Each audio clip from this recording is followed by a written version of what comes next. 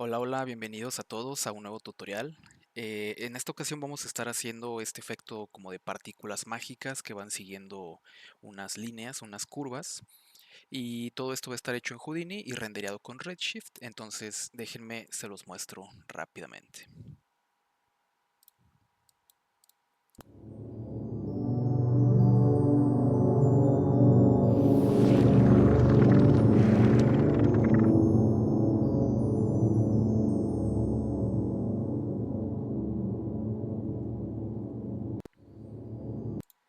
Entonces, si se fijan, pues es un efecto bastante rápido, va a ser un tutorial bastante rápido.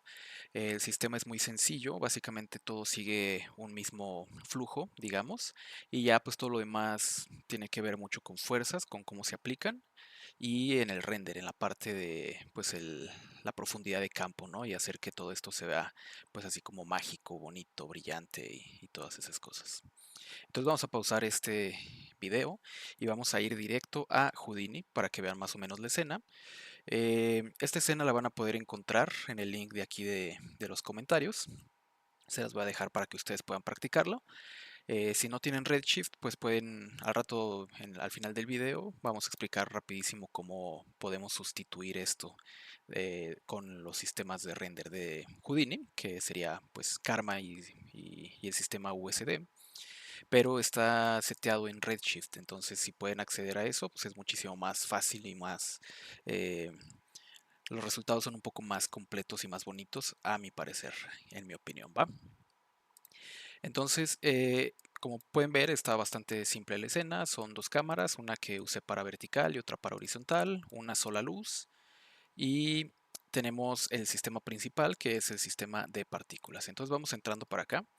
Y si se fijan, es un sistema, como les digo, bastante rápido, muy pocos nodos para lo que se puede lograr. O sea, al final todo esto, algunos están duplicados porque ahorita quiero enseñarles técnicas diferentes para poder aplicar estos efectos. Pero en realidad pues es un sistema sencillo. Tenemos nuestras curvas emisoras, van a funcionar como el lugar en donde van a salir las partículas. Tenemos nuestra curva que es la fuerza que va a dirigir a esas partículas y por otro lado pues ya tenemos la simulación como tal, ¿va? Este otro nodo que ven por acá es ya solamente el export de esas curvas por sí solas para poder renderearlas por aparte. Ya se los explicaré en la parte de Redshift, pero por ahorita voy a apagar estas líneas y voy a dejar solo prendido este sistema, ¿de acuerdo? Entonces vamos empezando. Todo el efecto comienza a partir de una línea, ¿va? Como pueden ver es una línea que está en eje Z ahorita y va de 0 a 15. Tiene un length de 15 y tiene dos puntos nada más. Entonces es punto inicial y punto final. Después de esta línea, lo que hacemos es poner un resample. Para los que ya han usado resample, pues se puede usar tanto para darle un poco más de puntos a una curva, pero también para exportar un atributo muy importante en Houdini que se llama curveU. ¿De acuerdo? Entonces, aquí vamos a poder ver que tenemos punto 1, bueno, vamos a poner aquí punto 0 y punto 1, y en el momento en el que yo le doy en resample, con la parte del length, pues básicamente le meto un poco más de puntos a esta curva para que tenga más lugar de donde poder deformarla, ¿de acuerdo? Porque al final recordemos que el sistema es pues una curva que va subiendo y bajando a través de una función que ya veremos más adelante. Entonces, para esa deformación necesitamos un poco más de geometría y para no ponerla dentro de una línea principal, sino desde un atributo aparte, lo podemos hacer con el resample. Y es importante, como les decía, que pongamos activado este checkbox de CureView Attribute. ¿Por qué? Porque este CureView básicamente nos va a decir, así como nosotros lo estamos viendo de 0 a 1, en la parte de aquí, eh, básicamente nos está diciendo inicio y fin de la curva, ¿de acuerdo? Entonces ese atributo es súper fuerte, súper utilizado dentro de los sistemas de Houdini porque te da una máscara que va de negro a blanco, básicamente, ¿no? Entonces ya puedes empezar a aplicar diferentes deformadores en base a esa máscara. Por eso es tan importante que usemos este atributo. Después vamos a agregar un grupo de puntos que se va a llamar end. y básicamente vamos a seleccionar el punto 0, ¿de acuerdo? Si se fijan aquí en el base group, recuerden que tenemos diferentes métodos de agrupación, ¿no? Pero si usamos el base group, que es simplemente meter los puntos que necesitemos aquí en base a su número, que podemos ver por acá, todos estos puntos tienen su número cada uno, pues básicamente le estamos diciendo que el end es nuestro punto 0, ¿de acuerdo? Y si se fijan se colorea de un colorcito amarillo, a diferencia de los demás que están en azul. ¿De acuerdo? Esto lo queremos porque queremos separar ahorita el inicio del final, porque vamos a hacer unos truquillos ahí con las curvas, pero bueno, entonces es importante tenerlo separado. Después de eso tenemos, voy a apagar mi número de puntos para que si veamos nada más nuestra curva. Y vamos a utilizar un nodo de REST. El nodo de REST básicamente guarda información de cómo empezó nuestro objeto por sí. A lo largo de todo el setup tenemos que modificarlo y modificar su geometría, sus transformaciones, todo. Poder regresar a esta posición que al final se guarda como un atributo, si lo podemos ver por aquí. Y es bien fácil regresar a esa posición original en caso de que lo necesitemos, ¿va? Lo vamos a necesitar más adelante, entonces es importante tenerla por aquí. Entonces, esta es la principal forma, digamos, de nuestro setup, ¿va? Es una simple curva, una simple línea, pero todavía no tiene la deformación. Entonces, si se fijan, aquí tenemos dos tipos de entrada. Tenemos un switch, el cual nos permite seleccionar opción 1 u opción 2, ¿va? Creé estas dos opciones de deformación porque yo sé que hay personas a las que se les da más fácil la parte de deformación rápida, digamos, a partir de los nodos de Houdini, pero si queremos tener un poco más de control, pues siempre está el Attribute Wrangle que nos permite meter un poco de código para tener más control sobre nuestros setups, nuestras simulaciones y todo eso, ¿va? Entonces, básicamente lo que nosotros necesitamos, voy a abrir aquí un poquito nuestro explorador para regresar a secundaria. Entonces, podemos ver en el efecto que nosotros tenemos por acá que el movimiento pues de las curvas como tal es una función de seno. Si recordamos el seno, son ondas, ¿de acuerdo? Ondas repetitivas que van a lo largo de un objeto o de una función, básicamente, que suben, llegan a un punto máximo, empiezan a bajar, llegan otra vez a cero y bajan hasta un punto mínimo. Entonces es siempre máximo, mínimo, máximo, mínimo y se repite así infinitamente. ¿De acuerdo? Entonces, este efecto está basado justamente en esta función, en el cual pues nosotros vamos a necesitar diferentes parámetros para poder modificarla. Por ejemplo, tenemos lo que es la amplitud, que es qué tan alta y qué tan baja va la curva o la deformación. Tenemos lo que es el wavelength, que es la distancia o el tamaño de esa onda desde su punto más alto hasta su punto más alto otra vez, ¿de acuerdo? No hasta su punto más bajo, sino inicia la curva y termina la curva aquí, la onda como tal, ¿de acuerdo? Todo esto es una onda completa, entonces nada más como para tenerlo en consideración. Y de nuevo, la amplitud pues es qué tan alto y qué tan bajo va, ¿no? Y todo esto se basa en el tiempo, que es nuestra línea en X, ¿de acuerdo? Entonces, en base a estos parámetros, nosotros podemos transformarlos dentro de Houdini con funciones que ya existen o simplemente nosotros poder dar un poco más de control. Esto que vemos aquí, el qué tanto se repiten nuestras ondas a lo largo del tiempo, se le llama frecuencia, ¿de acuerdo? Entonces vamos a necesitar esos parámetros, amplitud, frecuencia, duración y tiempo, ¿va? Entonces regresemos a Houdini y podemos ver que nuestro sistema de labs, que si no lo tienen instalado, pues es un plugin que por default viene dentro de Houdini. En la parte de la instalación tienen que darle instalar labs para que aparezcan aquí todos esos nodos.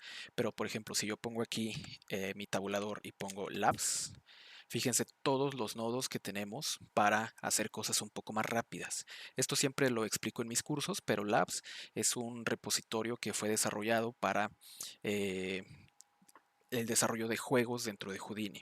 No como tal juegos dentro de Houdini, sino las herramientas que se usan para videojuegos que se hacen dentro de Houdini como modelado procedural, UVs procedurales, biomas, terrenos, todo ese tipo de cosas que antes tenías que hacer con un sistema grandísimo de nodos, una sola función, pues ahora ya te las ofrecen muy rápido, ¿de acuerdo?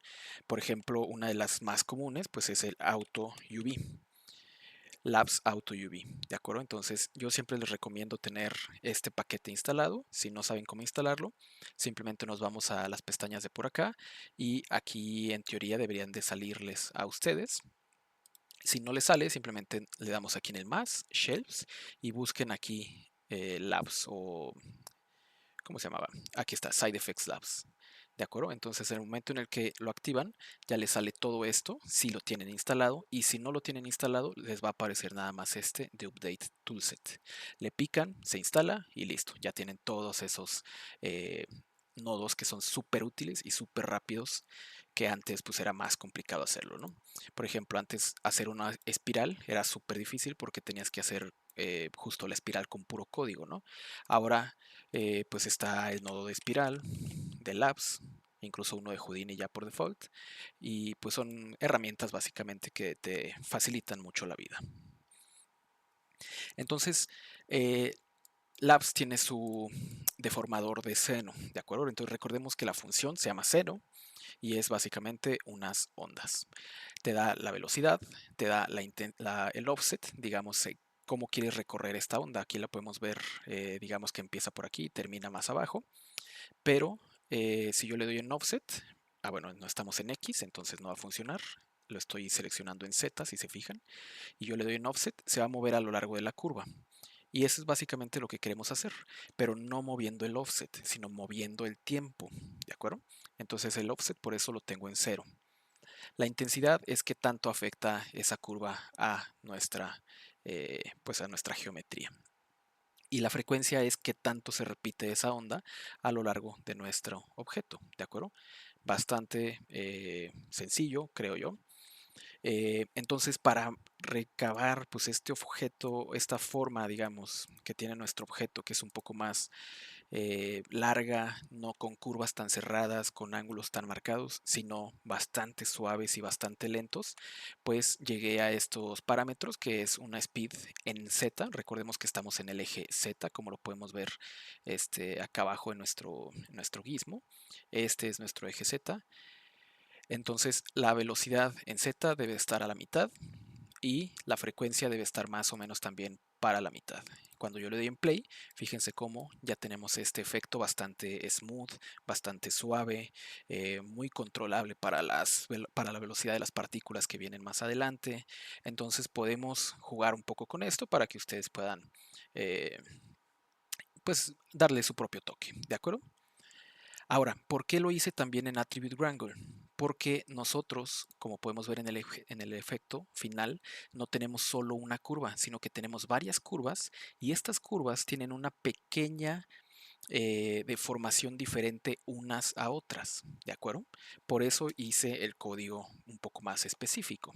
Ahora vamos a, antes de hacer la parte del código, a pasarnos a cómo copiar estas curvas hacia un objeto y tener todas esas variantes, ¿va?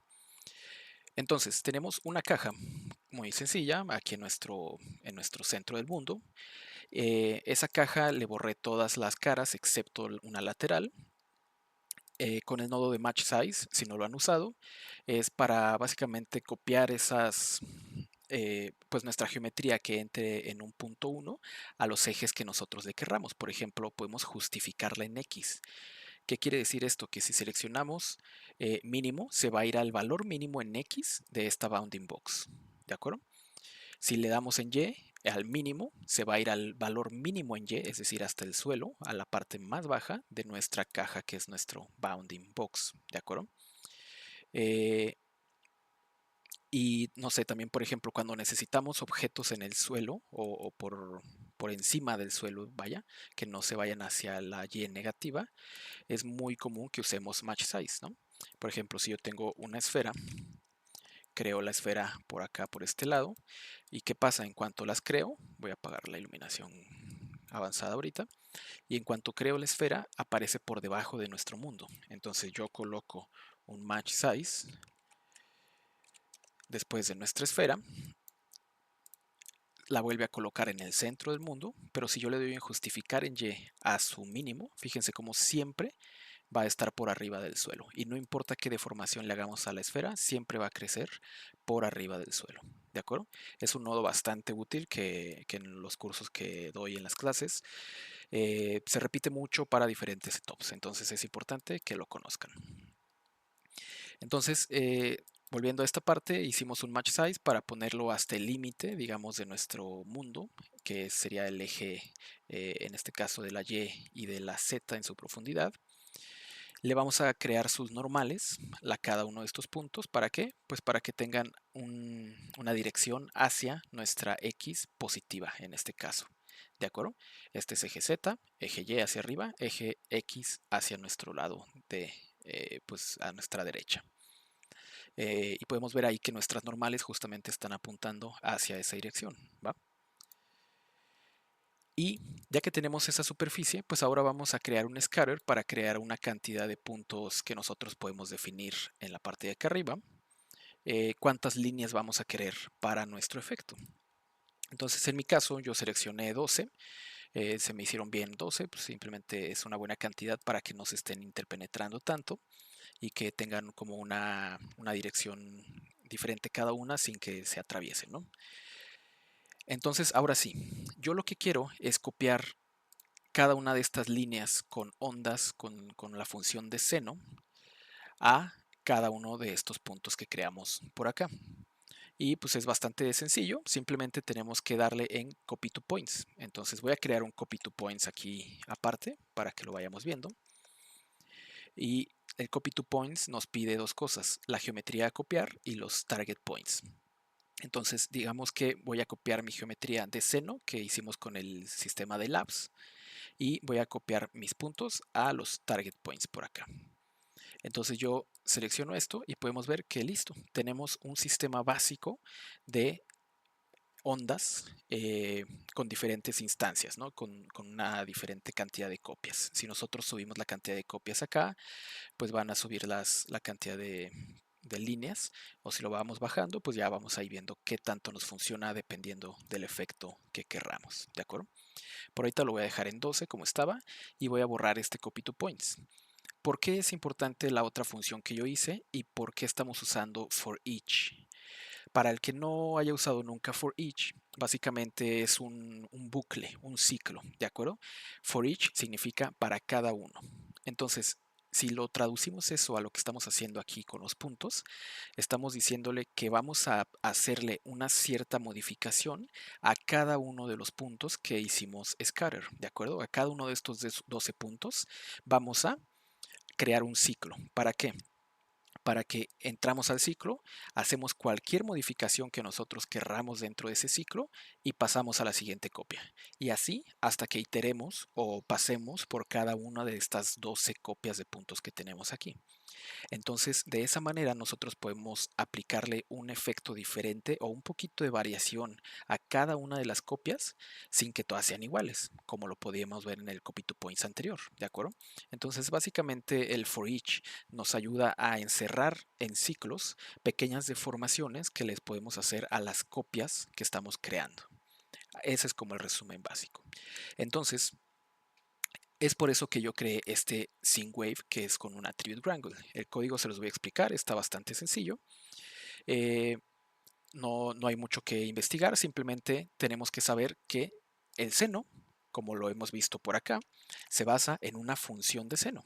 Y la función de seno está ya prehecha en Houdini, ¿de acuerdo? Si se fijan aquí en el código, tenemos esta función que está como en un color morado y todo lo que tiene que ver con morado son cosas que ya existen dentro de Houdini, ¿va? Entonces voy a dar enter por aquí antes de pasarnos a explicar el código y voy a escribir seno. Y si se fijan aquí está seno de h y seno de pi. Yo simplemente voy a abrirlo, voy a abrir mi paréntesis y aquí nos dice exactamente qué hace esa función. Nos regresa el seno de un argumento. ¿Y a qué se refiere con argumento? Pues a cualquier valor que nosotros le digamos, ¿no?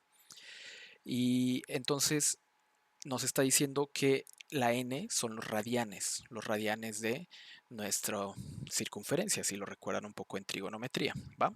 Entonces, para más o menos explicarles ya en base a esta función, recordemos que nuestro SyncWave de Labs tiene speed, offset, intensity y frequency, ¿va? Por acá tenemos iteración que ahorita lo voy a explicar eso, pero tenemos los mismos valores por acá abajo: frecuencia, offset, speed y escala o intensidad, como se llamaba en la otra. ¿De acuerdo? Estos son nuestros mismos parámetros que tenemos en nuestra función de seno, pero explicados en código y pues un poco más accesibles. ¿Por qué?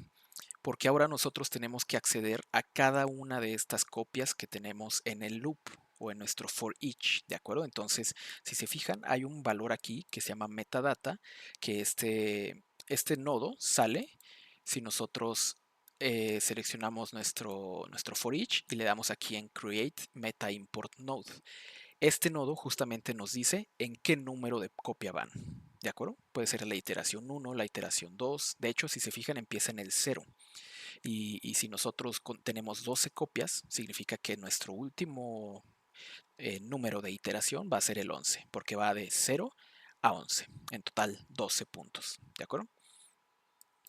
Entonces, en el seno ya tenemos nuestros parámetros iniciales, igual que nuestra función seno de labs, bastante sencillo. Y aquí está la clave. Nosotros le vamos a dar un randomize speed, es decir, una variación en la velocidad de cada una de esas curvas para que cada una tenga un offset un poco más artístico. Esto, como les digo, bien se puede hacer con el seno y la función básica del nodo de Labs de Houdini, pero ya llega un momento en el que tu nivel de artista debe de ser superior a lo que te ofrece un programa por default, ¿no? Entonces, ¿cómo le das un poco más de variación? ¿Cómo le das ese toque extra? Pues metiéndote a código. Por eso siempre es bien importante que el VEX lo vayan practicando en situaciones sencillas, como esta, que puede ser básicamente replicar esto mismo dentro de código. Y no se preocupen si no saben código, siempre existe ChatGPT y Gemini, porque entiendo que no todas las personas tenemos un trasfondo de programación, ¿no? Entonces puede parecer complicado, pero la verdad es que es bastante amigable. Al final, aquí nos está diciendo que estamos creando una variable que se llama iteración, que es un tipo float y que va a estar definida en base a un input que se llama channel float, perdón, que es un tipo channel float, es decir, que nos va a recibir información tipo float y que se llama iteración. Entonces yo me voy acá abajo y si se fijan tenemos ese channel ya directo para que nosotros podamos meter ahí una función. ¿Va? Lo mismo para los demás. Acá recordemos que tenemos valores, por ejemplo, float. Esto es un valor float, un valor con decimales. Un valor entero sería 0, 1, 2, 3, 4 y los valores decimales o floats son los que tienen pues justo, ¿no? Una o mayor cantidad de decimales, no importa esa parte. Entonces offset se va a llamar offset y lo vamos a tener por acá abajo igual, offset, ¿de acuerdo? Y es un poco más fácil el controlar a través de sliders que a través de diferentes tipos de canales que a veces no se usa uno o no se usa pues por completo, ¿no? Es más fácil acceder a este tipo de funciones. ¿Y por qué usamos eso? Pues porque nuestra función seno nos pide todos esos valores. Tenemos la frecuencia, tenemos el offset, tenemos el número de frame en el que estamos multiplicado por la velocidad y por la intensidad. ¿De acuerdo? Es básicamente lo mismo que estamos viendo por acá. Entonces, para randomizar o para darle una variable a cada una de esas curvas, nosotros tenemos que entender que la iteración es el número de copia en el que vamos. Primero se va a hacer la 0, hace la deformación, después pasa a la 1, hace la deformación, pasa a la 2, hace la deformación y así nos vamos hasta completar todo el ciclo para todas las copias que tenemos dentro del ciclo. ¿De acuerdo? Entonces, la función de fit01, por si no lo han usado, básicamente nos dice que nos va a permitir remapear valores entre 0 y 1. ¿De acuerdo? Un valor cualquiera hacia 0 y 1. Entonces, eh, para eso usamos un valor random. El valor random solamente necesita una semilla. ¿Y cuál es la semilla? Pues iteración. Nuestra iteración significa que va a ponerle un valor random a cada una de estas copias, a cada curva que nosotros copiemos, y las va a encerrar entre un valor entre 0 y 1, que en nuestro caso el valor mínimo, en lugar de ser 0, va a ser 0.95 y 1. ¿Qué quiere decir esto? Que si nuestra velocidad es de 1, y a esa velocidad se está moviendo la onda en nuestro proyecto, pues ese es nuestro valor máximo, ¿no? Pero nuestro valor mínimo es 0.95. Entonces puede haber una curva que tiene un valor de 0.95, por lo tanto va más lento que el 1. Puede haber una que tiene 0.96, una que tiene 0.98, una que tiene 0.955555. Entonces le da un valor random a cada una de esas piezas por las que estamos pasando. ¿De acuerdo? Si queremos que sea mucha la diferencia, tenemos que bajar este valor.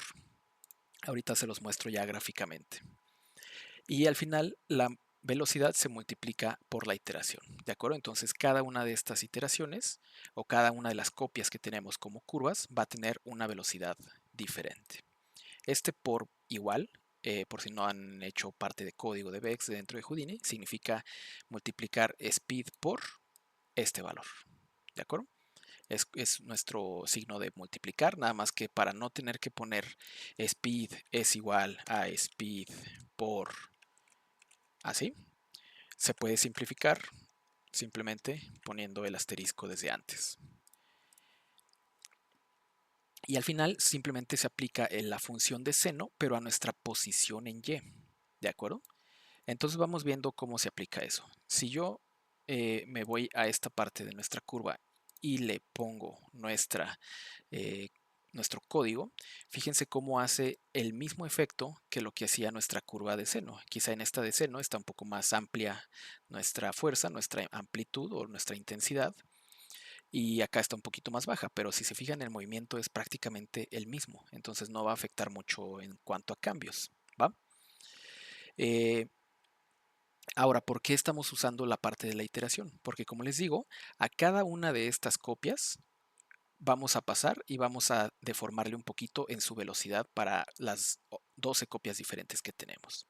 Yo me voy a ir al final de mi ciclo y si se fijan ya tenemos nuestras curvas aquí encerradas con una variante mínima en la velocidad de esas curvas, pero que sí se alcanza a notar. ¿Por qué? Pues porque no todas van al mismo tiempo. Si la ponemos de lado, fíjense cómo unas van ya un poquito más avanzadas que otras y otras van apenas llegando a su punto mínimo cuando unas ya van saliendo de su punto mínimo. ¿De acuerdo? Vamos a exagerarlo un poco para que lo puedan ver más claro. En lugar de ponerle 0.95 como nuestra velocidad mínima, voy a borrarle este 9 y le voy a poner 0.5. Aplico los cambios con control enter y podemos ver ahora sí la cantidad de varianza que hay en cada una de esas copias. Entonces todas empiezan igual, todas empiezan en la misma posición, pero al momento en el que se multiplica por el tiempo, unas van mucho más lentas y se quedan rezagadas a diferencia de las otras. Obviamente esto no está mal, esto da incluso un efecto completamente diferente al original que yo tengo, pero para el efecto que queremos lograr, que es este, pues lo podemos mantener en un nivel no tan extremo de diferencia de velocidades, ¿no? Puede ser incluso 0.85. Yo le puse 0.95 porque me gustó que estuvieran juntas, pero que sí tuvieran este tipo de offset bastante leve entre ellas. ¿De acuerdo? Entonces, eso por la parte de nuestras curvas. Nuestras curvas entonces ya están listas con el método que ustedes prefieran. Aquí simplemente metí el switch para elegir método 1 o método 2, pero al final es lo mismo, ¿de acuerdo? Y tenemos nuestro sistema de curvas listo. Ahora, estas curvas van a ser nuestros objetos emisores, ¿de acuerdo? Por lo tanto, esto lo tenemos que separar con un nulo. Esto es buena práctica para los que, de nuevo, están en las clases. Ya saben que podemos usar separadores. Estos son como nuestros separadores para saber hasta dónde llegó un checkpoint o un proceso, digamos, dentro de todo nuestro setup. Entonces, hasta aquí llegó nuestro proceso de nuestras curvas. Y esto al final se va a exportar hacia otro nodo, como lo vamos a ver más adelante. Entonces, ¿qué sigue? Convertir esta parte en partículas, ¿no? Entonces para eso vamos a elegir un nodo de scatter. El nodo de scatter básicamente nos ayuda a crear puntos en el objeto que nosotros le digamos. Como en este caso, antes lo hicimos en nuestro cubo para seleccionar los 12 puntos a partir de los cuales se iban a crear las líneas. Ahora vamos a hacer el scatter para poner puntos en todas esas líneas y a partir de esos puntos emitir nuestras partículas. Entonces, si se fijan, aquí está vibrando muchísimo y es porque en cada frame le estamos diciendo que cambie la semilla o el seed, el global seed que tenemos por aquí, para que cada frame nuevas partículas en nuevas posiciones diferentes, de manera random, vayan naciendo. Si nosotros no le ponemos este scatter, todas las partículas van a estar naciendo siempre en el mismo lugar, en la misma posición, ¿de acuerdo? En la misma posición de la curva, me refiero, en el mismo punto. Entonces es bien importante que les demos una varianza, una variabilidad para que no todas nazcan en el mismo lugar. Aquí podemos ver cómo unas van naciendo y van quedando huecos entre ellas. Entonces, pues es nada más cuestión de practicidad para que tenga un resultado un poco más realista y un poco más desigual, menos perfecto, ¿de acuerdo? Entonces, en el momento en el que estas partículas vayan a emitirse, necesitan una velocidad. Para eso creamos este attribute bolt bastante sencillo en el que vamos a añadir el nodo de velocidad para que nazcan con mayor o menor velocidad. Ahorita nos vamos a meter esto un poquito más adelante, ¿va? Por ahorita lo voy a apagar para que vayamos viendo qué es lo que pasa. Y en nuestras popnets, ahorita voy a desconectar esta segunda línea que es nuestra fuerza para explicarla más adelante. Entonces selecciono mi PubNet y fíjense qué es lo que pasa. Ya tenemos dentro de nuestra Pub Network nuestros objetos a emitir, ¿no? Tenemos nuestra fuente, que son los puntos de nuestra First Context Geometry, es decir, de nuestro input número 1, que tenemos por aquí, que son los puntos scatter.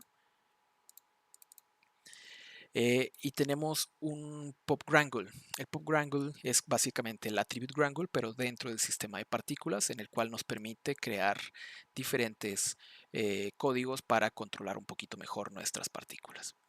¿Y qué es lo que estamos haciendo aquí?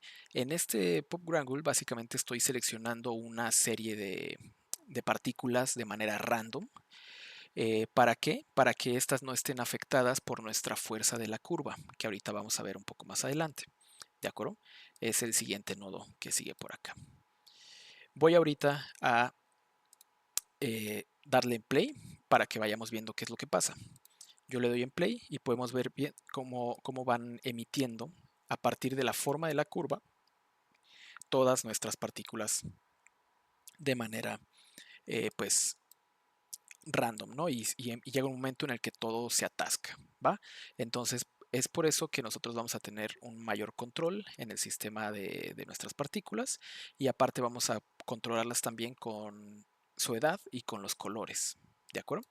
Entonces el sistema ahorita funciona bien, funciona en el sentido en el que sigue emitiendo a partir del movimiento de nuestras partículas, de nuestras líneas, perdón. Entonces ahora sí, viene la parte importante. Nosotros queremos que las partículas no estén nada más naciendo hacia afuera, sino que vayan siguiendo el movimiento y la dirección de estas curvas. Si se fijan, van como hacia adelante, pero al mismo tiempo van rotando sobre el eje de esta curva. ¿De acuerdo? Para eso nosotros necesitamos crear otra curva diferente a la que ya tenemos inicial. Entonces vamos a crear esa otra curva. Si se fijan, yo tengo encerrado cada uno de los procesos del setup en cada una de estas network box, perdón, y es nomás como para visualmente tener una mayor organización, pero ustedes lo pueden tener o no tener. Si lo quieren tener, es tan sencillo como seleccionar un grupo de nodos que ustedes quieran y seleccionar este botón que está por acá arriba, que es como un contenedor, o darle en Shift O, como lo pueden ver ahí, y encierra una cantidad de nodos en específico. Supongamos que queremos solo estos tres adentro, Shift O, y nos crea ese contenedor. Y ese contenedor se puede cambiar de color, le pueden poner alguna distinción o lo que quieran, ¿va? Entonces este ahorita lo voy a borrar, simplemente lo selecciono, lo suprimo, oculto mis colores y listo. Ahora sí, ya tenemos nuestro sistema de partículas, ahora debemos de crear las fuerzas para que esas partículas sean dirigidas correctamente. Entonces voy a seleccionar una nueva línea. Esta línea está en el eje X, como lo podemos ver. ¿Por qué? Pues porque nuestras curvas al final ya están en el mismo eje X. La línea tiene una dirección y tiene una distancia de 15, al igual que nuestras curvas. Hacemos el mismo método para ponerle un poco más de número de puntos a nuestro setup, a nuestra línea. Y después le vamos a aplicar un bend. El Bend, pues básicamente lo que nos ayuda no es como tal la herramienta de Bend, sino que dentro de Bend existe esta subherramienta que se llama Twist, en la que básicamente si nosotros la vemos de frente, nos da esa espiral bastante sencilla en la cual nosotros podemos definirlo a partir de un ángulo. Esto es la cantidad de grados que gira nuestra curva, ¿de acuerdo? Por eso se ve así, porque da una vuelta que son 360, otra vuelta que son 720 y otra media vuelta que llega a los 968. Entonces esto es un valor random, simplemente es la cantidad de vueltas que yo elegí tener para mis curvas, para mis partículas, perdón. Ustedes pueden elegir otro valor si así lo desean, depende del efecto que quieran lograr. Después con un transform simplemente la subo a su punto medio, digamos, del movimiento. Digamos que están sobre el eje, justo a la mitad, vaya, de su altura. Y eso va cambiando conforme va moviéndose, ¿no? En este caso, si le doy en play, fíjense que no tiene movimiento. Entonces, ¿qué es lo que falta? Ponerle otra vez una función de seno. Entonces ahora lo hice de dos maneras diferentes. La función de seno o el nodo de seno de labs que ya conocemos, yo le doy en play y ahora tenemos esta función de seno sumado al twist que tiene nuestra curva. De esta manera, si nosotros ponemos nuestras curvas por aquí ocultas, fíjense cómo va a ir rodeando a esas curvas iniciales en donde se supone que van a viajar las partículas, ¿de acuerdo? Entonces las partículas nacen a partir de estas curvas que tienen el seno principal, pero la fuerza es la que es esta nueva curva un poco más blanca que vemos aquí en el viewport, ¿de acuerdo? Y lo mismo que podemos hacer con el Scene Wave de Labs y lo mismo que podemos hacer con nuestro Attribute Wrangle, lo podemos hacer también dentro de nuestro Bob, ¿de acuerdo? Entonces, Bob, recuerden que son Vertex Operators, en el que básicamente vamos a modificar cada uno de los vértices o puntos en este caso de nuestra geometría. Accedemos a él y es una función pues bastante similar a lo que ya estábamos haciendo, perdón. Entonces, ¿qué hacemos?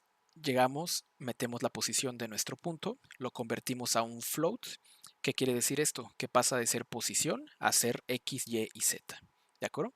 Ahora, la X la vamos a meter dentro de un fit, que es lo mismo que estábamos haciendo antes, en el cual nosotros le vamos a dar un remapeo de valores. Por ejemplo, si tu objeto mide 10 metros, este nodo ajusta esos valores a un rango que sea más fácil de manejar, ¿no? En este caso, nuestro length es de 0 a 15, 0 a 15, pero nuestro nuevo length o nuestra nueva distancia va a ser de 0 a 2.5. ¿De acuerdo? ¿A qué nos referimos con esto? Pues a nuestra frecuencia. Entonces, aquí estamos multiplicando ese valor que le estamos dando nuevo de onda. Si yo lo traslado hacia acá, es como si de aquí a aquí midiera 15, pero yo no quiero que mida 15, yo quiero que mida 2.5, entonces ahora mide de 0 a 2.5 y eso es lo que mide toda mi onda, ¿de acuerdo? Entonces regresando un poquito ahora hacia Houdini, eso es nuestra frecuencia. Por lo tanto, yo lo multiplico por un valor que es nuestro input 2, que si se fijan tiene aquí un marcador verde, que no es más que simplemente darle clic central a cada uno de estos inputs y le das en promote parameter. ¿Qué quiere decir esto? Que ahora no lo vamos a definir aquí adentro, sino que lo vamos a definir seleccionando nuestro bob aquí afuera. Entonces es un acceso un poco más fácil para no tener que estar entrando, seleccionar el nodo, multiplicar, salir y ver el cambio, sino que lo podemos seleccionar desde acá y desde aquí podemos empezar a ver el cambio de nuestro nodo. ¿De acuerdo? Entonces es básicamente la misma función traducida a nodos bob, en el cual agarramos nuestro frame, multiplicamos por una velocidad. En el offset vamos a modificar la posición de nuestro punto multiplicado por la frecuencia de la onda, multiplicado por el tiempo. ¿De acuerdo? Entonces eso nos da que si yo le doy en play, pues sigue teniendo ese movimiento de onda a partir de la velocidad que nosotros le digamos, porque aquí ya solamente lo aplicamos a nuestra función seno, multiplicamos la escala, es decir, nuestra amplitud de la onda, esta escala, y al final eso ya se comporta como una traslación, de acuerdo a un translate. Entonces le estamos diciendo que a la posición original que teníamos le vamos a agregar esta transformación. y se sale de una vez a posición otra vez. Entonces es exactamente lo mismo que hacer nuestra SynWave con Labs, simplemente yo les dejo ahí las herramientas porque, como les digo de nuevo, cada quien se halla a su manera. Hay gente que le gusta hacer las cosas fácil, sin tanto control, simplemente moviendo cositas. Hay gente a la que le gusta tener un poco más control, pero no le gusta la programación, sino los nodos. Entonces tenemos Bob. Y hay gente a la que le gusta la programación. Entonces simplemente tenemos un poco más de control en esta parte. ¿De acuerdo? Y listo, entonces tenemos nuestra Curve Force, que es la que va a dirigir a las partículas con una fuerza de atracción. Entonces ahora sí, vámonos para acá, a nuestra PopNet otra vez. Voy a ocultar mis curvas, voy a seleccionar mi PopNet y dentro de nuestra Pop Curve Force, fíjense cómo la opción o de dónde viene esa geometría, esa curva, la tenemos seleccionada como Use Second Context Geometry. ¿Qué quiere decir esto? Que es nuestro input 2 de todo este nodo que estamos agarrando. Entonces yo salgo de nuevo. Este es el input 1, input 2. ¿Qué quiere decir? Que tengo que conectar esta curva hacia mi input por acá. Entro de nuevo y podemos ver que mi Pop Curve Force ya hizo como un gusano en el cual pues, es nuestro visualizador de fuerza, ¿de acuerdo? Básicamente. Esto rojo que ustedes ven aquí es la influencia máxima en radio de nuestra curva. Entonces nuestra curva la podemos ver aquí adentro, es esta que está por aquí y que hace esta espiral y que va hacia allá, ¿de acuerdo? Entonces, la influencia en radio, pues es este valor que nos está diciendo que son 5 unidades el radio a partir del cual va a empezar a detectar partículas. Si nosotros lo bajamos o lo subimos, va a depender pues ya de nuestro setup y de nuestras necesidades. Hay veces que necesitamos que esté muy delgadita y otras muy ancha para que nunca se vayan más allá de, pues de un cierto valor que nosotros necesitemos. Incluso si lo necesitamos, también acá abajo podemos darle en shaping y en la parte de shaping podemos crear rampas para que en el inicio esté más delgado, a la mitad esté más grueso y al final otra vez esté más delgado, ¿no? Es simplemente empezar a hacer valores. eh, por ejemplo, si yo meto un valor aquí en medio, le doy clic y bajo este valor. Fíjense cómo se va a hacer mucho más delgado en la parte central de toda nuestra curva. ¿De acuerdo? Y pues es una manera bastante fácil de controlar eh, pues cómo se controlan esas partículas dentro de la fuerza. Más adelante, en unas cuantas semanas, tendrán un nuevo tutorial en el cual voy a enseñar un poco más a fondo todo esto de PopCure Force, porque se usa muchísimo para simulación de líquidos, por ejemplo, en publicidad, ¿no? De que tenemos no sé, un refresco y queremos que el líquido del refresco haga un cierto movimiento alrededor de la lata y luego ¡pup! Entre en la lata. Ah, pues se hace con esta fuerza, ¿va? Entonces, para no meternos tanto ahorita en esto, simplemente decirles que el PopCure Force, ustedes van a poder modificar la influencia de nuestra fuerza. Y aquí tenemos las fuerzas importantes. Follow Scale es básicamente qué tanto va a seguir la forma de la curva. ¿De acuerdo? Suction Scale es qué tanto va a atraer las partículas hacia la curva principal. No hacia este radio, sino hacia la curva, el mero centro de esta curva. Y el orbit scale es qué tanto va a girar, si lo vemos de frente, en, en su propio eje. ¿De acuerdo? ¿Qué tantas vueltas va a dar en su propio eje? Entonces es bien importante que las sepan diferenciar para que sepan controlar muy bien pues esos valores, ¿no? Y cada una de estas tiene su fall-off. ¿Qué quiere decir el fall-off? Su intensidad, básicamente. Esta follow force, que quiere decir que al inicio tiene una escala mayor, es decir, al inicio siempre está jalando la mayor cantidad de partículas posibles en la misma dirección que la curva, es decir, tomando esta forma. Suction force, si se fijan, empieza al revés, de abajo hacia arriba, que quiere decir que conforme van de izquierda a derecha, esta parte está menos succionada y esta parte está más succionada. ¿Y por qué pasa eso? Pues porque al inicio queremos que estén un poco más salidas para que empiecen a orbitar, pero conforme van acercándose al final, queremos que sigan el movimiento de la curva. Entonces tenemos que hacer un poco más de succión para que se atrapen un poco más hacia la dirección de nuestra curva principal. Orbit Force Falloff es justo lo que les decía, que tanto va a girar dependiendo de izquierda a derecha, ¿no? Literalmente lo podemos ver así. va a orbitar mucho de este lado, va a orbitar poco de este lado, que es su salida. Y si se fijan, ahí hay dos flechas verdes que nos dice exactamente la dirección en la que va la curva. Si por cualquier cosa su curva está al revés y va hacia el otro lado, simplemente podemos salirnos y antes de meter por aquí en nuestra curva, le podemos meter un nodo de reverse.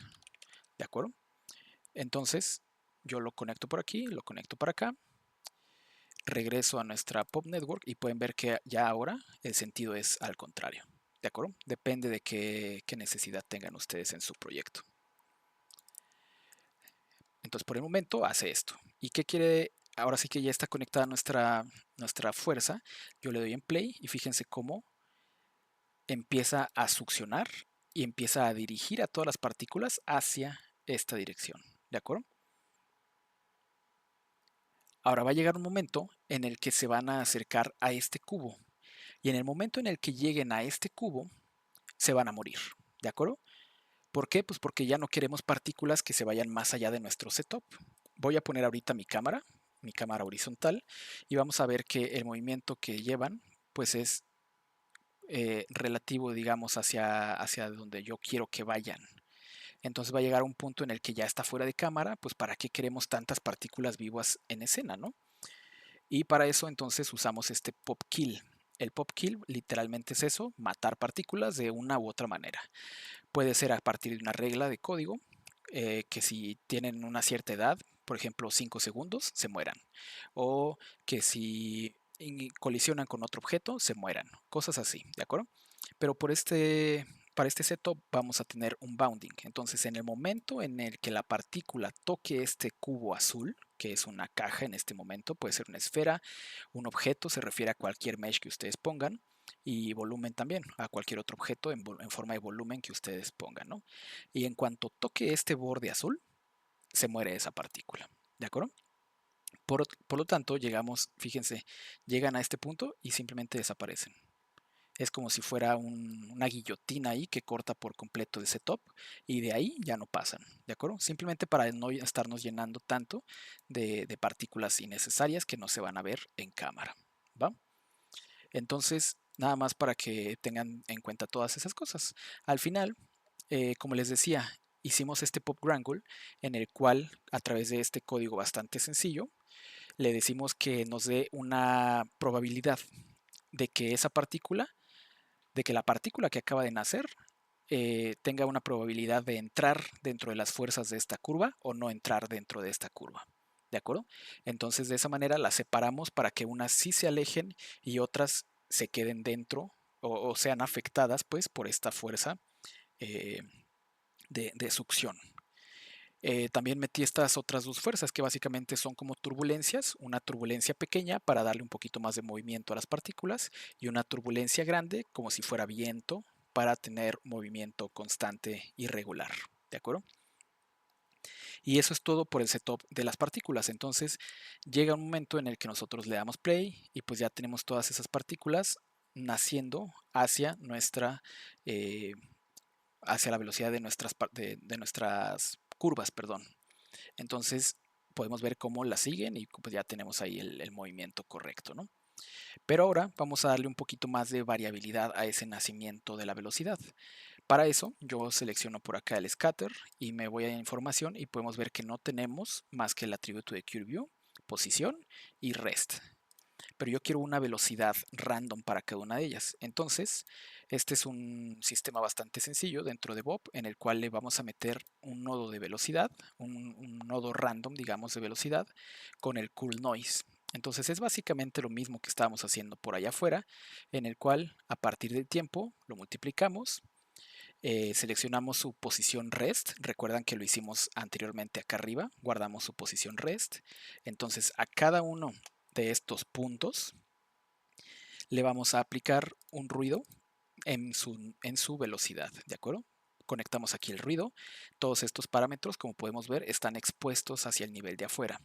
Entonces, simplemente los vamos a modificar allá afuera. Si se fijan, están desactivados aquí porque todo está hacia allá afuera. Y al final ese valor, ese cool noise, se comparte hacia el atributo de velocidad de nuestro objeto. Entonces yo me salgo, selecciono mi nodo de Noise Velocity y podemos ver acá afuera que ya tenemos todos los parámetros. Entonces el timescale es 0.5, la frecuencia 0.5, la amplitud de 1. ¿Y eso qué es lo que hace? Que si yo prendo ahora, voy a centrar mis puntos, si yo prendo ahora mis parámetros, mis atributos, perdón, veo que existe velocidad. Lo prendo y podemos ver cómo cada uno de estos puntos va a tener un nacimiento de velocidad diferente y una dirección diferente. Por lo tanto, estas que vemos por aquí van a salir disparadas más rápido, con mayor fuerza, en esta dirección. Mientras que estas, por ejemplo, que están un valor muy chiquito, van a nacer y van a ser disparadas casi al lado de la curva. Y todas las que entre más grande es el vector amarillo, más fuerza tienen en esa dirección. ¿De acuerdo?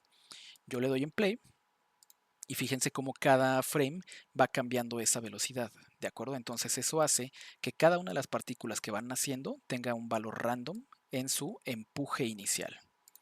Y esto ya reflejado, voy a apagar ahorita velocidad, y esto ya reflejado dentro de nuestra Pop Network, podemos ver cómo nacen y son empujadas en cierta manera para que algunas sean afectadas por la fuerza de la curva y otras no entren dentro de esa afectación, ¿de acuerdo? Y listo, eso es básicamente el setup que tenemos de este efecto. Ahora nada más nos falta configurar pues que se vea bonito, ¿no? Para eso vamos a borrar todos nuestros atributos que pues son, se refiere a todos con el asterisco, borrar todos los atributos punto. ¿Por qué? Pues porque cuando nosotros creamos la simulación de Pop Network, fíjense cuántos atributos nos crea, ¿no? Y no vamos a necesitar todos. ¿Cuáles sí vamos a necesitar? La normalized age, es decir, la edad normalizada de todas las partículas. ¿Qué quiere decir esto?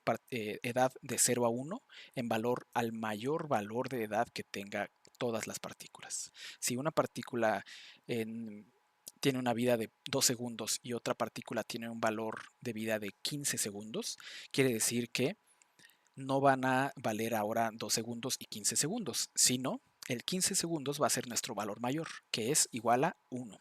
Y el 2 segundos es, digamos, casi una décima parte, una octava parte de ese valor hacia 1. Por lo tanto, va a ser por ahí de punto 2. ¿De acuerdo? Ahorita vamos a ver para qué nos sirve eso. La edad también. La vida es como la cantidad de segundos que tiene. La edad es la cantidad de frames que tiene, nuestra velocidad y nuestro ID. ¿Por qué? Porque cada una de esas partículas tiene un diferenciador que nos va a ayudar a definir sus colores y sus tamaños, ¿va? Entonces pasamos a un nuevo código. Este código, de nuevo, bastante sencillo, en el cual nosotros vamos a definir una variable que se llama radius scale, normalized age y otro tipo de variable que es vector, que se llama color. ¿Por qué el color es vector y no float como los demás? Porque el color tiene varios inputs. Recordemos que el color es R, G y B. Por lo tanto, tiene 3 canales, mientras que la escala es 0, 1, 2, 3, todo eso. La edad también es 0.1, 0.2, todos esos valores, ¿no? Pero el vector o el color básicamente tiene un valor en rojo, un valor en azul y un valor en verde. Y eso hace un color final, ¿va? Por eso es un vector. Todos estos están definidos por channel ramps. Acá en lugar de usar channel float como lo hicimos anteriormente, van a ser rampas, ¿de acuerdo? Porque nos va a permitir crear diferentes tipos de escalas en base a una rampa, como ya lo hemos estado viendo. La edad igual. La edad vamos a definirla en base a una rampa y nuestra normalized age. Y el color lo vamos a definir en base a una rampa de color, multiplicando cada uno de esos IDs de nuestras partículas con una semilla base. Estos son simplemente semillas bases, ¿va? No se preocupen por eso. Si está random encerrado, es toda esta función. Random aquí también es esta función, que quiere decir que a cada uno de los puntos que vamos a pasar, analizando esta fórmula, le vamos a añadir un valor random de, pues de lo que sea que esté acá, ¿no? En este caso color, un valor random de escala y por este lado vamos a normalizar su edad de cada una de las partículas. Al final, después de que ya definimos nuestras variables, simplemente se aplican. Nuestro atributo color va a tener un resultado igual a nuestra variable color. nuestro atributo pScale va a tener igual el valor igual a radius scale. Y nuestro atributo alfa va a tener una transparencia basada en su edad. ¿De acuerdo? Esto es bien importante para render. ¿Por qué? Porque nacen y van a tener una intensidad baja. Conforme llegan a su edad, a su media de edad, es cuando más vivas están y después se van a morir, por lo tanto se van a ir haciendo transparentes conforme lleguen a su máxima vida. ¿Va? Esto lo vamos a ver acá abajo, si se fijan. Pscale está definido como 0.005. Esto no se va a ver hasta que estemos en render. ¿Por qué? Pues porque aquí tenemos los puntos. De hecho voy a cambiarlo a un frame diferente para que lo veamos. Y fíjense cómo empieza en cero. Todas son negras. ¿Por qué? Porque tenemos definido que nuestra normalized age, es decir, nuestra transparencia, empiecen en negro. Conforme llegan a este valor, que es más o menos un tercio de su vida, llegan al punto más intenso de color, terminan y más o menos ya al final de su vida vuelven a bajar porque van a morir. ¿De acuerdo? Entonces fijémonos en eso. Aparecen negras, llegan al punto más vivo de su vida y conforme se van a morir, se van haciendo transparentes. Podemos verlo más claro en estas que están aquí sueltas. Nacen, llegan a su punto más vivo y conforme van haciéndose viejitas, sigamos esta partícula blanca que está exactamente aquí. Fíjense cómo se va haciendo vieja, va a llegar su muerte y simplemente va desapareciendo hacia color negro. ¿De acuerdo? Eso traducido en render significa que ya no se va a ver. Entonces todo lo que nosotros teníamos acá en Pop Network, si se fijan, son muchísimas partículas, pero ya cuando les aplicamos un render un poco más bonito, pues se van desapareciendo y no existen tantas en escena. ¿De acuerdo? Entonces tenemos nuestro sistema listo. Ahorita vamos a pasar rápido a render dentro de Redshift para que si alguien tiene el motor lo pueda ir haciendo y si no lo vamos traduciendo hacia Karma de Houdini. Pero es básicamente lo mismo. ¿Va? Entonces ya tenemos nuestro setup completo. Recuerden siempre separar con nulos los checkpoints o los puntos en donde ya se terminó el proceso principal, en este caso nuestra curva, después nuestra curva para la fuerza y al final nuestras partículas. Llegamos al final del setup. Entonces este va a ser mi contenedor que va a contener a mis partículas, por lo tanto lo voy a dejar tanto el nodo de render como el de visibilidad aquí. Voy a salirme y voy a crear otra geometría, otro contenedor de geometría. Recuerden que está así, Geometry, lo crean y le cambian el nombre. Y para este vamos a importar nuestras líneas. Entonces yo voy a entrar acá y con un simple Object Merge voy a traerme de este setup que se llamaba partículas, que era el anterior, el nodo que se llama OutCurve. Entonces yo lo selecciono y podemos ver que está aquí seleccionado. Me voy hacia él y ¿cuál es? Pues es este, OutCurve, ¿de acuerdo? Se va a traer todo este sistema hacia este otro contenedor. Entonces yo agarro mis partículas, regreso mi nodo de visibilidad y de render hacia acá. Y en este de líneas ya tenemos ahora sí las partículas en otro nodo y las líneas en este otro contenedor. ¿Va? Y va a ser muy parecido a lo que hicimos con las partículas. Vamos a crearle con un attribute Wrangle un atributo de color a las líneas, pero ese atributo de color tiene una rampa de la misma manera que anteriormente con las partículas. Entonces, mi atributo color va a ser igual a el valor de nuestra primitive color multiplicada de manera random para cada una de esas líneas en base a una rampa que nosotros vamos a crear como un channel. ¿De acuerdo? Eso es básicamente la instrucción. Entonces, ¿qué quiere decir? Que cada una de estas líneas va a tener un color dentro de este rango. ¿De acuerdo? Entonces, si se fijan, algunas son un poco más amarillas, como esta que vemos por aquí. Esta es un poco más azul y las otras más verdes y así, ¿no? Entonces es como un rango de diferentes valores que nosotros podemos definir. Y obviamente conforme vayamos moviendo nuestros valores de la rampa, fíjense cómo va cambiando también pues el color de cada una de estas primitivas, ¿va? Como al final son líneas, fíjense cómo no tenemos como tal puntos, o sí los tenemos pues, pero las primitivas son 12, que quiere decir que esta rampa se va a aplicar 12 veces. no 1812, porque estamos haciendo este attribute wrangle sobre nuestros objetos de nuestra primitiva principal. Esto es una primitiva, la segunda línea es nuestra segunda primitiva, tercera primitiva y así sucesivamente para las 12, ¿de acuerdo? Si quieren agarrar colores, pues recuerden que cada uno de estos es un color diferente. Esto es a lo que me refería con un vector. Si se fijan, este color verdecito tiene 0 en rojo, 1 en azul, no, en verde, perdón, 1 en verde y 0.5 en azul.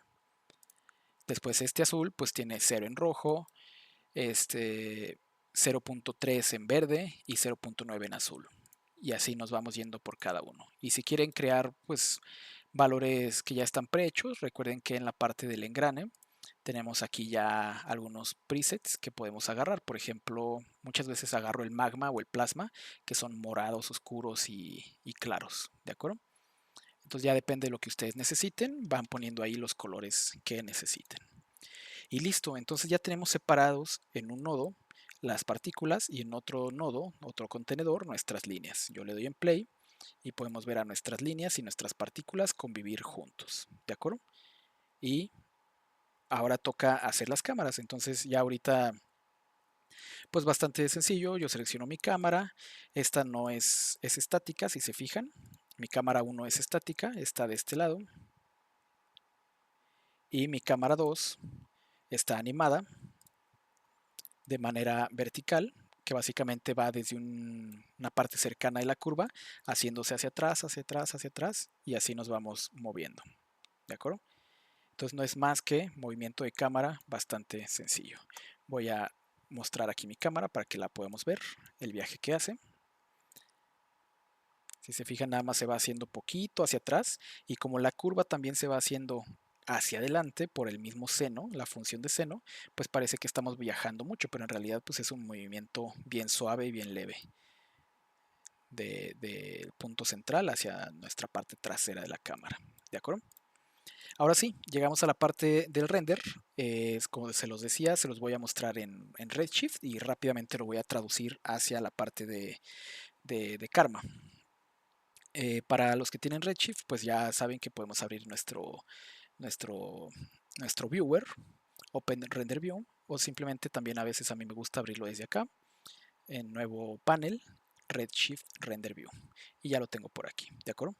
Voy a seleccionar mi cámara 2, nada más para tenerla por ahí presente, y yo le doy en play. Y les voy a explicar rápidamente cómo funcionó esto. Entonces mi cámara, si se fijan, pues es una cámara horizontal en la que yo me muevo, y conforme me voy moviendo se van viendo esas particulitas ahí brillantes, ¿de acuerdo? Nada fuera de lo normal. ¿Cómo se configuró esto? Pues bueno, por eso se tienen que separar en diferentes contenedores. Redshift te da la oportunidad de que cuando tú creas un contenedor, te crea su pestaña principal para render. Entonces tú regresas para acá, para Redshift, y le dices, ¿sabes qué? Quiero que esta geometría no sean esferas. O sea, la ventaja de usar Redshift básicamente es que puedes convertir cualquier tipo de punto en geometría falsa sin tener que copiar esferas a esos puntos, ¿de acuerdo? Entonces tú le vas a decir, quiero renderear ese objeto como partículas y de esa manera se seleccionan esos puntos y cada una de esas partículas pues ahora ya es visible dentro del render, ¿de acuerdo? Como la escala ya la definimos adentro de nuestro setup, en la parte de aquí, 0.0005, y un valor random de escala, podemos ver cómo pues tienen un valor bastante chico y aquí el multiplicador pues es nada más por si quisiéramos hacerlas más chicas todavía o más grandes que eso, ¿no? Depende de qué necesitemos. Por ahorita lo voy a dejar en 1 para respetar lo que ya traemos desde el setup. Y en render tenemos un material de partículas, que ahorita voy a irme hacia allá. Entonces no es nada complejo renderear partículas con Redshift, es lo que me gusta y es bastante rápido, ¿no? O sea, si se fijan, ahorita tengo una muy buena calidad con buen desenfoque y cosas así, y estamos tardándonos, pues no sé, unos 30, 40 segundos en nuestra tarjeta, ¿no? De hecho, miren, menos 25.68 segundos, ya con fondo, ya con desenfoque, ya con todo. Entonces está bastante bien el tiempo de render, ¿no? Eh, Ahora las líneas. Las líneas vamos a tratarlas prácticamente igual, pero en lugar de seleccionar partículas, vamos a decirle renderear objeto como strands. Strands básicamente son líneas y aquí nosotros podemos definir el tipo de línea. Puede ser un cilindro para que sea pues literalmente la forma de un cilindro. Puede ser un strip, que es más como un listón, por ejemplo, que tiene un lado plano y un lado súper delgadito. Pueden ser cajas para que no sea un cilindro redondo, sino que sea pues como tal un cubo muy largo que se dobla. Cápsulas igual, como un cilindro, pero un poco más grueso y con punta redonda. Entonces, depende de lo que nosotros necesitemos, ¿no? También cono, que su base es muy ancha y su punta muy delgada, entonces nos da como una especie de flecha. Y esta es la facilidad o las ventajas que te ofrece Redshift, ¿no?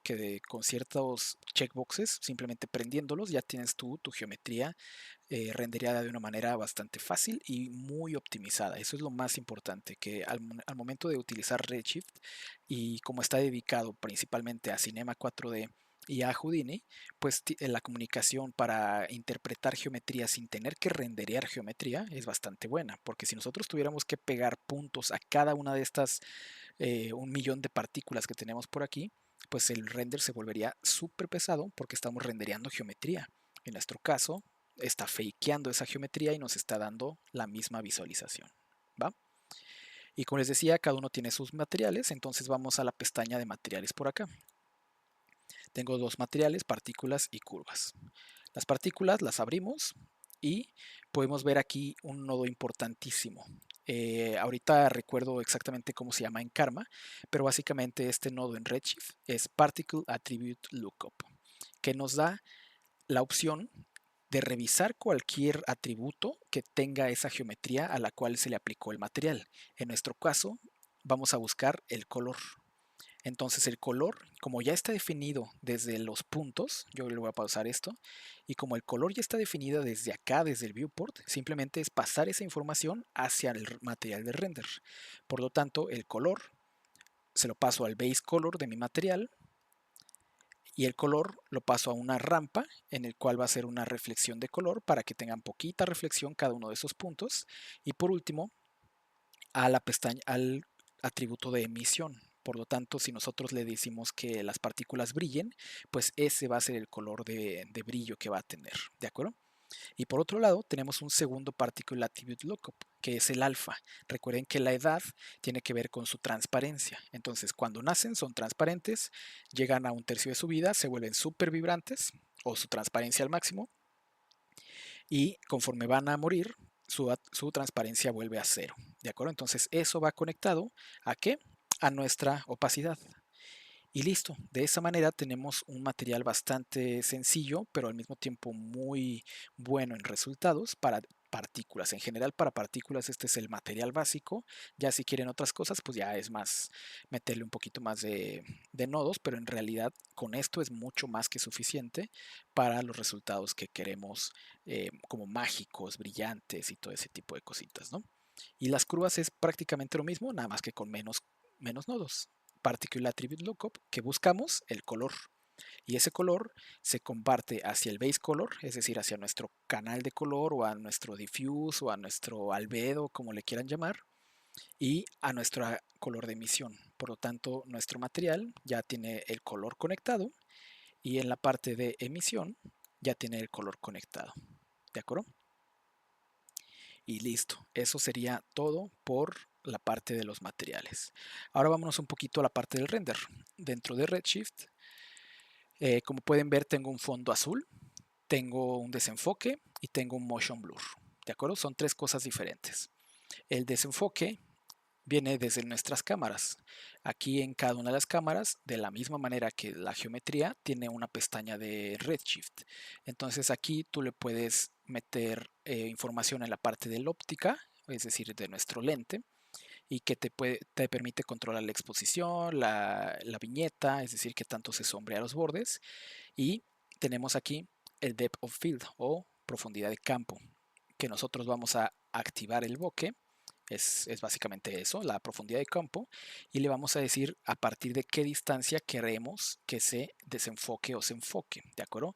Y eso se ve también aquí en la parte de nuestro sampling de la cámara.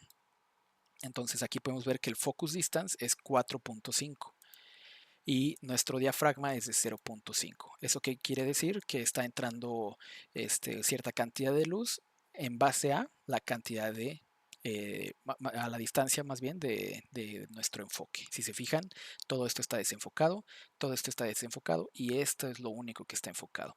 Entonces eso nos da una, como un render muy bonito. ¿Por qué? Porque solo ciertas partículas se ven en foco. Todas las demás crean estas esferas, estos desenfoques bastante bonitos que permiten eh, interpretar muy bien la profundidad, ¿no? Entendemos que algo está más cerca o más lejos de nuestro ojo, simplemente desenfocando, ¿de acuerdo? Ahora la parte de el motion blur ahorita lo vemos más adelante, perdón. Vámonos a la parte del render como tal. El render, pueden ver aquí que en el frame 120 está como por ahí. Yo lo actualizo. Vámonos hacia el 168, un poquito más adelante, por ahí, donde haya más partículas. Y en Redshift tenemos este pequeño engrane que nos permite colocar un background, que el color al final fue un azul muy oscuro. Si se fijan, está 00.03, es decir, casi negro, pero sigue siendo azul. Y nos permite renderearlo ya con precomposición. Por lo tanto, este glow que vemos aquí también se activa desde nuestra pestaña de Bloom y tenemos un threshold, es decir, qué tanto necesitamos que el objeto esté creando luz para convertirlo en un brillo global. Y pues es como un, no sé, como el valor, ¿no? Para poder jugar, si yo le subo, menos partículas van a emitir ese bloom. Si yo le bajo, más partículas van a emitir ese brillo general, ¿no? Entonces creo que tenía 1.1, no me acuerdo, algo así. El softness, pues es que tanto se difumina, ¿no? Esa parte. Y si yo, por ejemplo, lo subo, fíjense cómo se empieza a crear muy suave. Si una partícula aquí emite, puede que su luz llegue hasta por acá, ¿no? Y si le quito el softness, solamente en donde está esa área es donde va a emitir esa luz. Lo voy a dejar por donde estaba más o menos. Y la intensidad, pues creo que es obvio. ¿Qué tanto brilla, básicamente? Yo le subo y pues queremos que sea algo súper encandilante, pues arre, lo subimos más, ¿no? Si queremos que brille muy poco, pues le bajamos la intensidad. Ahorita lo voy a dejar en 1 para que lo dejemos ahí por default. Y algo que les recomiendo mucho es también tener su carpeta de LUTs. Los LUTs pues básicamente son como filtros que se aplican de forma eh, post procesamiento. Y fíjense, ahorita como lo tenía esta escena en otra computadora, cambió mi ruta, por lo tanto no tengo ningún LUT prendido. Pero yo me voy a ir a mi carpeta de LUTs, que lo tengo aquí en Assets, LUTs, y tengo aquí todos estos diferentes tipos de filtros, los cuales me dan efectos diferentes, ¿no? Y es tan simple como ir revisando tu escena. Yo lo voy a ampliar un poquito más. eh, Irle bajando aquí, simplemente con el scroll del mouse, hasta que encontremos un valor que nos ayude a lo que queremos lograr. Fíjense cómo vamos cambiando de colores, de intensidad, de hue, de saturación, como por ejemplo estos de black and white. Entonces es bien recomendable que puedan tener esos packs para sus diferentes tipos de efectos, ¿no? Si queremos algo, por ejemplo, esto, ¿no? Se ve como muy blanco, muy tormentoso de nieve. Pero si queremos algo muy saturado, tenemos este que es un punchy color, que empuja al máximo los colores de nuestro render. Eh, Tenemos algo que lo hace muy crunch, es decir, que el contraste lo sube al máximo, por lo tanto los oscuros se vuelven súper oscuros y los blancos se vuelven súper blancos, ¿no? Ya depende de lo que necesitemos para nuestro proyecto. Para este, según yo, agarré uno de mis primeros, que es el Clean Look, es este, y fíjense la diferencia, este es el crudo, digamos, el render crudo, y este es el postprocesado dentro de Houdini. Y así es como trabajo muchas veces, ¿no? Cuando la simulación se presta para eso, desde Houdini puedes sacar un render bastante bien postprocesado sin tener que irte a Premiere o a DaVinci a corregir ciertas cosas, ¿no? Obviamente si lo necesitan, también se puede, y simplemente les recomendaría no ponerle el LUT aquí, sino hasta postprocesado en render de otro software. Pero para mí, que muchas veces así me funciona, desde Houdini puedo hacerlo, ¿no? Entonces ahora sí, para seguir con la parte del render, nos vamos ahora en lugar de nuestro nivel OBJ, ya estuvimos en el nivel materiales, ahora vámonos al nivel out. En el nivel out, nosotros lo que vamos a tener es que cuando le creamos nuestro render, nos crea este nodo, ¿no? En el cual nos permite, lo voy a apagar, le voy a dar P para que se oculte eso, y nos permite seleccionar nuestro rango de frames que queremos renderear. En este caso mi escena son 360 frames y quiero renderear a toda, entonces le pongo ahí, ¿no?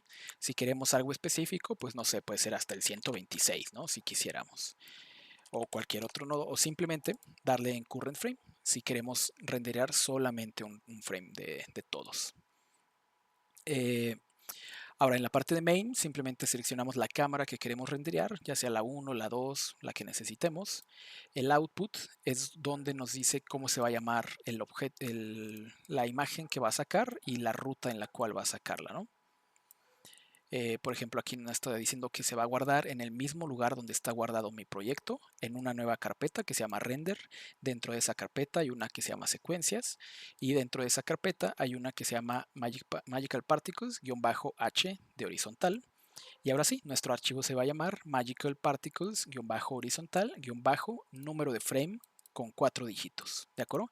Esto es bien importante porque, por ejemplo, si le ponemos este número de frame, va a ser 1, 2, 3, 4, así hasta el final, pero a mí me gusta poner siempre por temas de composición 4 dígitos, que es 0001, 0002, 0003 y así sucesivamente, ¿de acuerdo?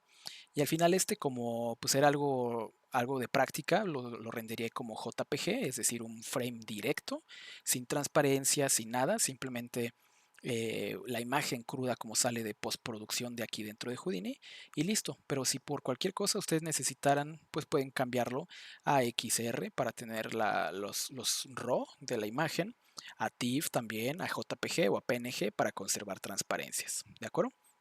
Y si por cualquier otra cosa también necesitan AOVs o pases, nos vamos a esta pestaña de AOV Manager, en el cual van a crear los AOVs que ustedes necesiten. Aquí, por ejemplo, había creado 4 por si los ocupaba, que es el Diffuse Lighting, el Specular Lighting, Reflections y Emission, para tener un mayor control en la parte de composición, ya sea en Nuke, en After Effects, en Premiere, en lo que ustedes usen, ¿va?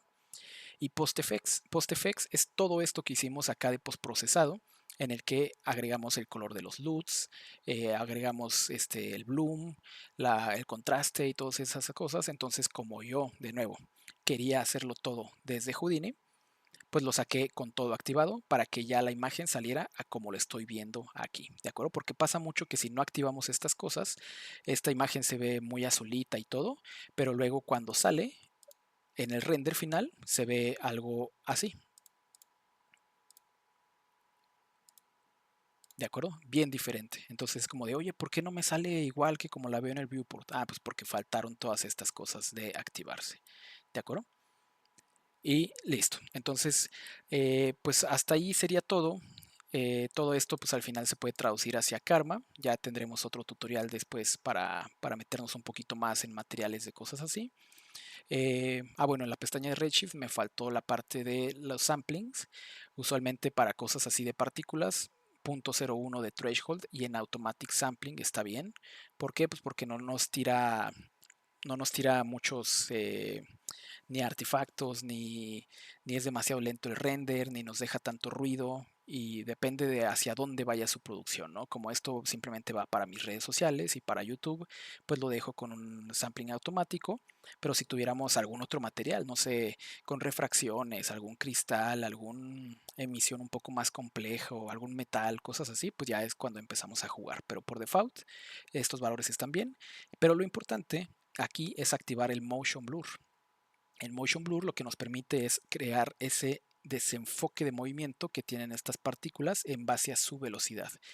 Y aquí le tenemos que activar la parte de instancias de nuestras particles blur para que cada una de estas partículas tengan el movimiento, porque si no, solo los objetos se renderían con movimiento y no las partículas, ¿va? Y aquí en la parte del shooter es donde ustedes definen qué tanto se va a detectar el movimiento, ¿no? Si con cualquier movimiento ya se va a hacer un blur o necesitan sobrepasar cierta velocidad para que se vean blureadas con este movimiento y este pues desenfoque, ¿de acuerdo? Y ahora sí, eso sería todo. Al final solamente tienen que darle en render to disk. Se van a guardar todas las secuencias, la secuencia de imágenes dentro de su computadora en la ruta que ustedes digan y pues no quedaría más que componer, ¿de acuerdo?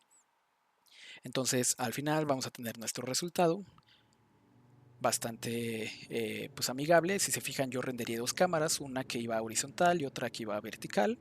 Entonces simplemente los compuse a la mitad del movimiento y listo. Con eso tenemos para terminar este efecto. Ya saben que si necesitan más información pueden dejarla aquí en los comentarios. Voy a dejar también links hacia pues, archivos importantes y hacia el Discord por si quieren irse metiendo ahí. Voy a estar tratando de estar un poco más activo en la parte de difundir más de estas escenas en tutoriales nuevos, con prácticas mejoradas, con nuevos solvers que han metido dentro de Houdini. Así que por favor, si les ha gustado este contenido y si les ha servido de algo, pues háganmelo saber ahí en los comentarios. También díganme qué les interesa saber, qué les gustaría aprender. Tengo algunas cosas en mente, pero igual me gusta mucho saber el feedback que ustedes necesitan. O que ustedes dan también para yo poder seguir mejorando, para ofrecerles cosas que les funcionen y pues seguir creciendo la comunidad de Houdini, ¿va? Entonces, pues muchas gracias por estar aquí esta hora y 21 minutos. Nos vemos a la siguiente con un nuevo tutorial rápido en donde puedan tener en una hora un resultado que pueda ir a su demo reel. ¿Va? Muchas gracias y nos vemos a la siguiente.